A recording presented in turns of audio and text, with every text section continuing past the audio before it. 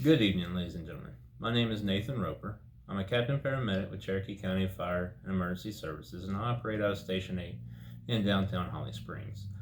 I've been asked to address you tonight regarding our brand new Community Risk Reduction Plan. A Community Risk Reduction Plan is simply that. It's a plan to reduce a certain risk that we've identified to certain communities. And we'll get to that in just a second, but you guys being civic organizations, you may not know all about your fire department. So let me tell you about your fire department. Your fire department consists of a combination of volunteers and paid 24/7 firefighters. Volunteers, we are running approximately 30 volunteers that help supplement your full-time staff. And you have a full-time staff of approximately 350 full-time firefighters. Your firefighters are working a 24-hour, 48-hour off schedule. They'll come in at 7:30 in the morning. They work 24 hours. At the end of their tour of duty, they go home, and they're off for 48 hours until their next shift.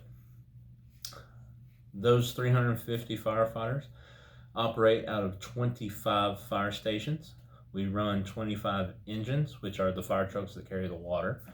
We operate 3 ladder companies, which are the big fire trucks that have the ladders on top. You've probably seen those rolling around. We operate 14 squad companies.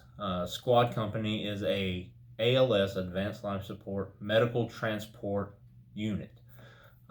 These are more or less known in relative terms as an ambulance.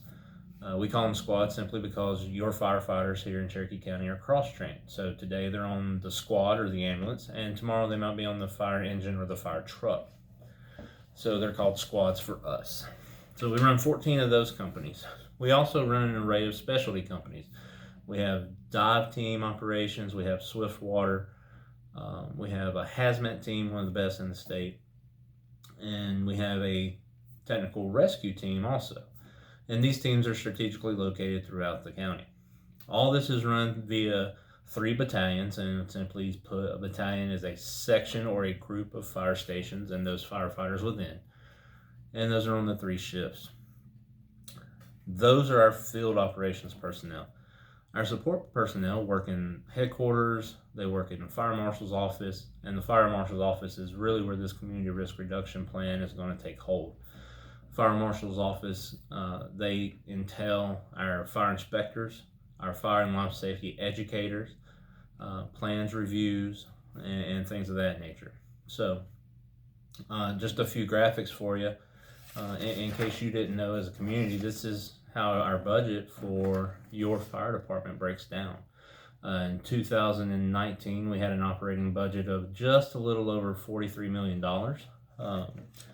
Through your generous taxes, we've added personnel over this last year, and your 2021 budget will be roughly $51 million. And that covers everything in the fire department.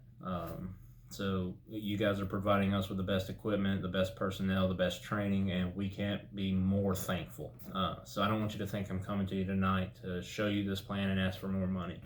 You've given more than enough. What we really want to do is just educate you on what we're trying to do to help your neighbors, help you. So we'll get into that.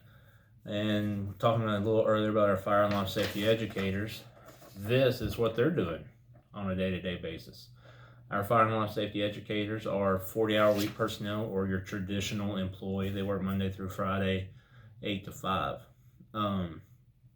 Some of the things they're doing is we have one of the, if not the best, car safety seat inspection program in the state. Our fire and life safety educators, for any family who is in need, calls, make an appointment. You come up, they come to you. They'll inspect your child safety seat, make sure it's good to go. And if you need one, we're going to give you one for free. We have partnerships in place to provide that service to folks in need. Another thing we do is in October of every year, we visit every elementary school within the county. During that time, we speak briefly with all the kindergartners, and we will spend an entire week with a 5th grade class in each elementary school. And we're basically using the Learn Not to Burn program through NFPA, the National Fire Protection Association. It teaches things like that you're familiar with: stop, drop, and roll, things that are hot, change your smoke detectors when you change your smoke detector batteries when you change your clocks, things of that nature. That's what we're doing every year. We're educating. So let's dive into the community risk reduction plan that we've outlined. Through data analysis, we learned that an unproportionate amount of fire incidents are happening in 2 locations within Cherokee County. Those locations are the Canton community and the Bells Ferry community. Furthermore, as we dug into those statistics, we found out that it's very specific parts of those communities that are experiencing a higher level of fires.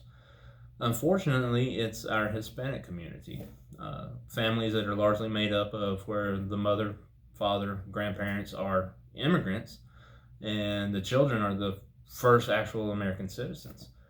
There's a disconnect there in cultures on fire safety, and we have really let down our communities in that regard. We've not done the proper job of reaching out, and we've finally found where we failed, and we're trying to fix that.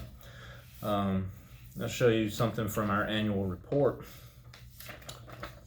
Here in this annual report, in 2019, Cherokee County Fire Emergency Services responded to 597 fire incidents. That's a significant amount of fire. What we found by plotting these fires on a map was that roughly 25% of all of our structure fires were happening in small areas of the Canton community and the Bells Ferry community.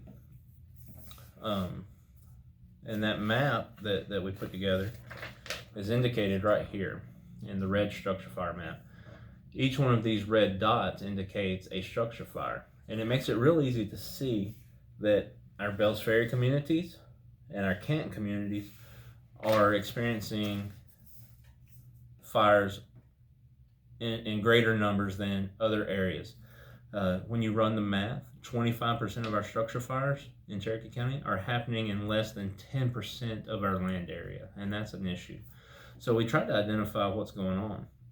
We started looking at our fire safety division, and we realized that all of our materials are printed in English, and there's no way that there are ways, but we just haven't noticed that we've failed our citizens. There are ways that we can address that, and we're going to. So the problem is an increased number of fires in these 2 communities. Our community risk reduction plan has long-term goals and short-term goals to address that. Our short-term goals, number 1, we have to get Spanish material printed. All of our fire safety messages, all of our life safety messages, we're going to reach out to our vendor and have them print those in Spanish. The great thing about this is we already have funds allocated for this. Instead of printing everything in English, we're just going to take some of those funds and make some Spanish versions. So money not an issue there. The second thing we're going to do is that we've noticed during these fires, a large number of these structure fires in the home did not have a working smoke detector. So we're going to conduct smoke alarm blitzes in these 2 areas. A smoke alarm blitz is very simple. We're going to coordinate with the first due or the fire stations that are responsible for those areas. We're going to coordinate with them, and we're going to canvass these neighborhoods. We're going to provide any family in need with a free smoke detector. And if they need us to, we're going to install it for them. We're going to do our part to make them safer. Great thing about this, once again, it's a program we've done in the past, the Smoke Alarm Blitz, and we already have funds allocated for it. Additionally, our fire marshal's office already has about 200 smoke detectors in stock, so we can roll this part of our plan out tomorrow. Which is a great thing that is going to serve us well in the community. Very quick, very efficient goals. The third short-term goal that's going to make an impact is we're going to make ourselves more visible in the public. We're going to attend events. Currently, we already attend like football games for home games within the county at the high schools. 5K runs, department-sponsored events, but what we're really going to do is try to get involved in the community. And anytime a community has a special event, a block party, anything like that, we're going to attempt to get there. be there, set up a presence, and just provide free safety material, free safety education material, some little goodies for the kids, little footballs with our patch, our emblem, and a safety message printed on them, cups, pencils, all the fun things kids love to have. We're going to try to make our presence visible. One of the things with that is a fire safety booth. We already have a fire safety booth. We just need to implement some messages in Spanish on that booth. So we already have that in place. Our long-term goals, and this is where you as our community partners are hopefully going to get involved, is that a lot of these things we already have funding for. And what we're hoping is that this program is so successful that it outruns our funding. And you as the business leaders, we're counting on your support financially to help support the business when it comes to Home Depot, Walmart, Target, providing smoke detectors to the fire department so we can hand it out to families in need. Another aspect is that these families live in poor conditions. They live at or below the poverty line, and both parents sometimes are working multiple jobs. Children are often left home alone, and the oldest sibling is in charge, if you will. Our school board members, we'd like to get with you guys and see how we can address that situation. Are there programs out there already where assistance to families for childcare after school are in place? Are those things that we can address with you guys through the school system? And so those are our long-term and short-term goals for the community risk reduction program, or plan, if you will, for the Canton and Bells Ferry community. I hope this has been informational. I hope it's addressed some concerns, and I really hope it's going to do great things to keep our community safer, really reduce the number of structure fires that we're running in those two communities.